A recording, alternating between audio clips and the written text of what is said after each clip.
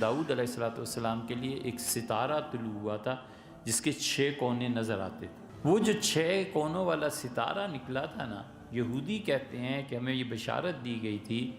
کہ حضرت داؤد علیہ السلام کی، یعنی ان کی نسلوں کی، یہودیوں کی حکومت جب قائم ہوگی، پوری دنیا پہ یہودی راج کریں گے،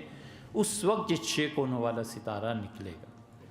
تو جب اسرائیل بنایا گیا تو انہوں نے اس وقت بہت کوشش کی اپنا صدر بنائیں اس کو، جو مشہور سائنٹسٹ تھا، آئنسٹائن کو بنانا چاہتے، آئنسٹائن نے انکار کر دیا تھا۔ اور یہودیوں کے وہاں کے جو ربائی تھے، یہودیوں میں اب بھی خانقاہیں ہیں، اب بھی ان کے معابد ہیں۔ اسرائیل میں بڑے بڑے یہودی اللہ کو یاد کرنے والے، چاہے وہ اپنے مذہب کے مطابق کرتے ہیں،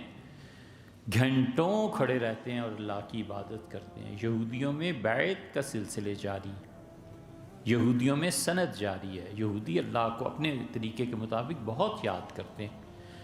انہوں نے پھر اس وقت کہا تھا کہ اسرائیل کا جھنڈا وہ بنایا جائے جس میں 6 کونوں والا ستارہ ہو، کیونکہ اب جب ہم دنیا پوری پہ راج کریں گے تو ہزاروں سال بعد اب ہمیں یہ جگہ مل گئی ہے جو پاک جگہ ہے، اور اب ہم پوری دنیا میں اس پہ راج کریں گے، تو 6 کونوں والا ستارہ اب دوبارہ طلوع ہوگا۔